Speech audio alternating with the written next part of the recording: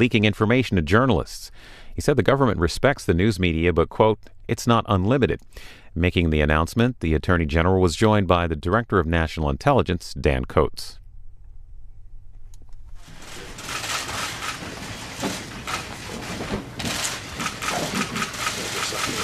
All right.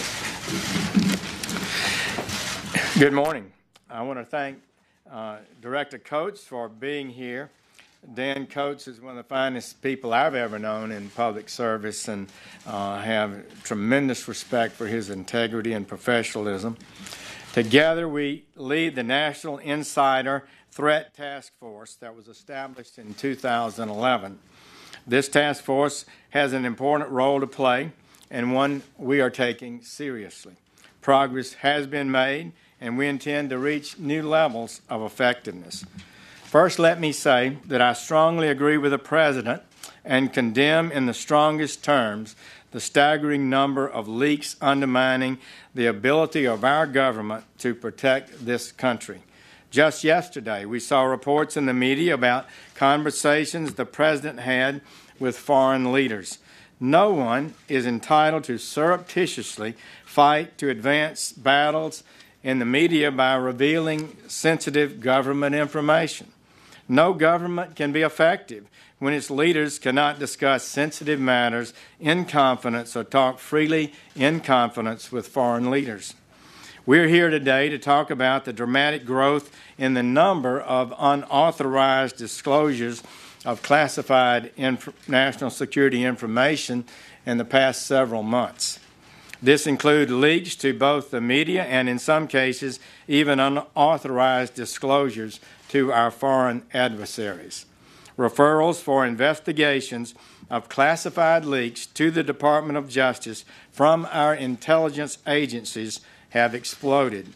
In the first 6 months of this administration, the Department of Justice has already received nearly as many criminal referrals involving unauthorized disclosures of classified information as we received in the previous 3 years combined. Classified information, by definition, is information that, if disclosed, would do harm to national security. As Director Coats will discuss, leaks are incredibly damaging to our intelligence mission and capabilities. Simply put, these leaks hurt our country. All of us in government can do better. The first requirement is for discipline within all our agencies of the government.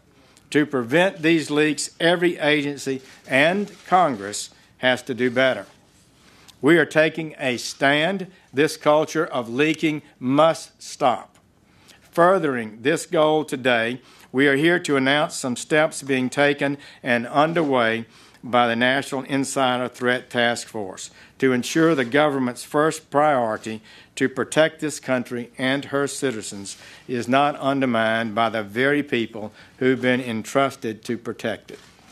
While the Department of Justice does not discuss ongoing investigations or confirm specific matters, it is important for the American people and those who might be thinking about leaking classified or sensitive information to know that criminals who would illegally use their access to our most sensitive information to endanger our national security are, in fact, being investigated and will be prosecuted.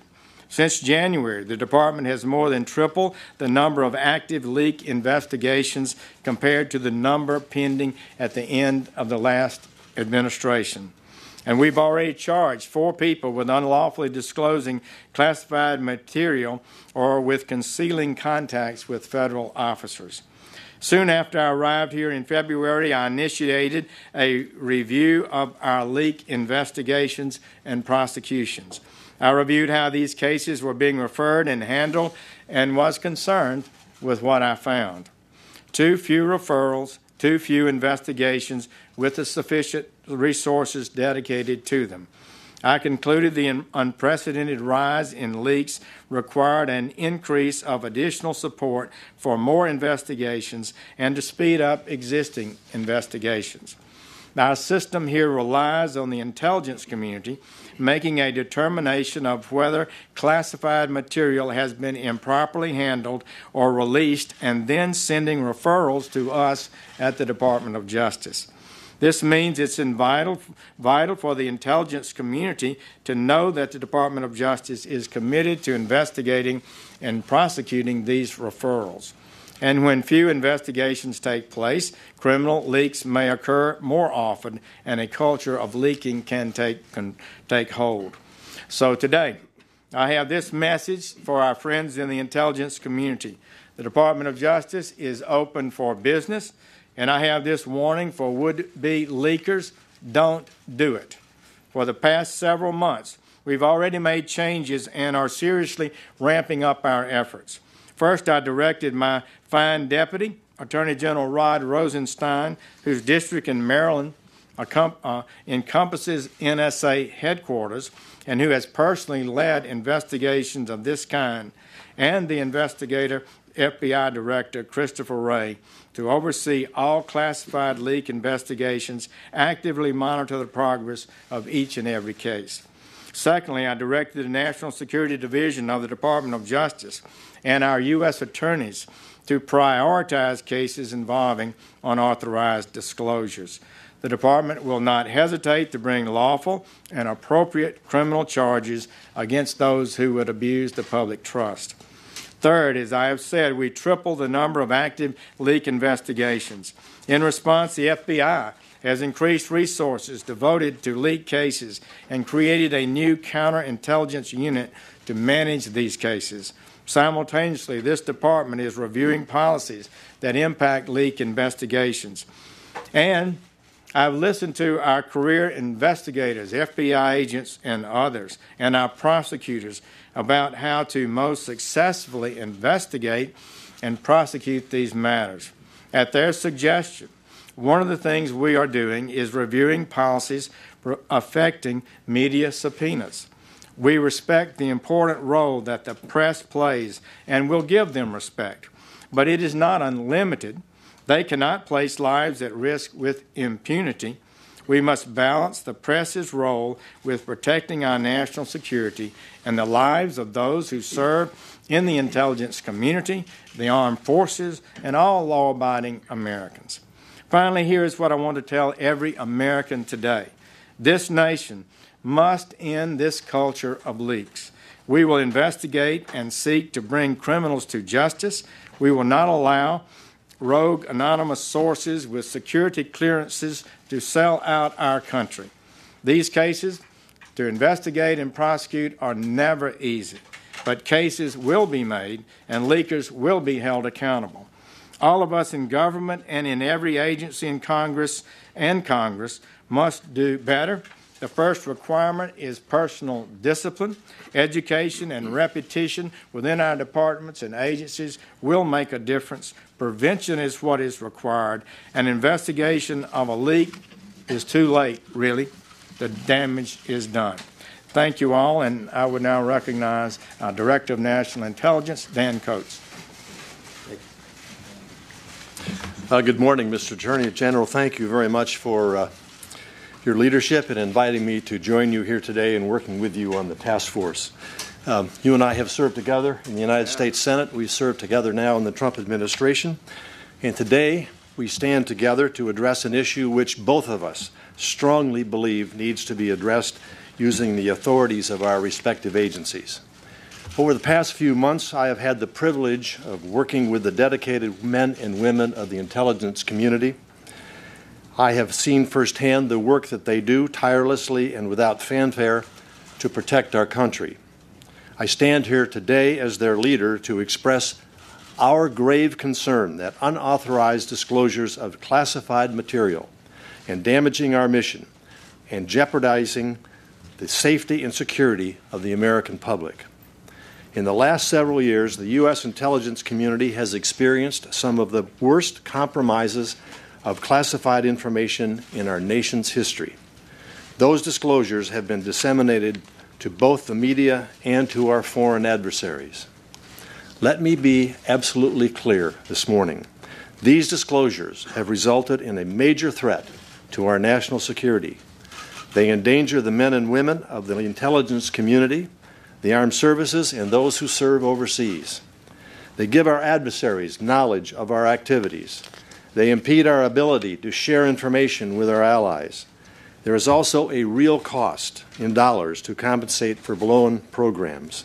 And most importantly, as I have previously noted, these unauthorized disclosures endanger the safety and security of Americans across the country. I'd like to point out, however, that these national security breaches do not just originate in the intelligence community. They come from a wide range of sources within the government, including the executive branch and including the Congress. Now, if someone who has access to classified material has legitimate concerns, there are multiple ways for them to put forward a complaint. The IC offers avenues for whistleblowers and protections for those individuals to report concerns without fear of reprisal. And there are other legal options available outside of those channels, including notifying the congressional intelligence committees or even their own congressional representative or senator in Congress. Having said this, it is important to stress that any disclosure of unauthorized channels, any disclosure outside of authorized channels is a criminal offense, and we will simply not tolerate the illegal release of classified information. The National Counterintelligence and Security Center, which is part of my office, is currently carrying out a review of the policies that are in place, guiding IC agencies' processes for investigating and reporting cases of unauthorized disclosures. In addition, the NCSC is studying security clearance procedures to look for any inconsistencies in the processes for issuing security clearances to all IC employees, including government officials, contractors, detailees, etc. If inconsistencies are found, NCSC will make recommendations to strengthen the security clearance process, and this can be discussed and will be discussed after we finish our remarks. We will also continue to ensure the federal workforce is clear of the importance of respecting classifications and is fully aware of whistleblower options. And we will work with our counterparts in the executive branch and the Congress to address this issue. Let me conclude by saying that we are prepared to take all necessary steps to, one, identify individuals who illegally expose and disclose classified information. Secondly, forward information about their deeds to the FBI for full investigation. And we will work closely with the Department of Justice to support prosecution of any person who makes an unauthorized disclosure of classified material. Fourth and finally, as the Director of National Intelligence, I am also empowered to take administrative action within the IC to deal with individuals who break the law. And let me be clear, I will not hesitate to exercise those authorities. Anyone who engages in these criminal acts is betraying the intelligence community and the American people. We feel the pain of those betrayals intensely, and I can assure you that I will do everything in my power as the Director of National Intelligence to hold these individuals accountable.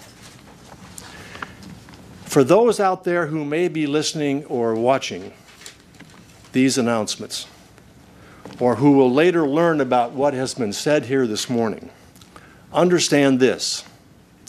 If you improperly disclose classified information, we will find you. We will investigate you. We will prosecute you to the fullest extent of the law, and you will not be happy with the result.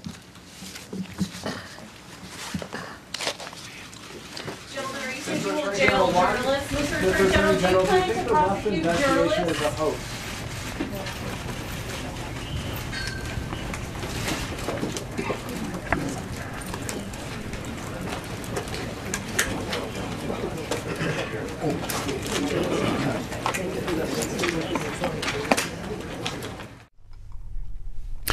Well, coming up this afternoon, it's a look at the fight against ISIS with Brett McGurk, the special presidential envoy for the global coalition to counter ISIS. He'll be briefing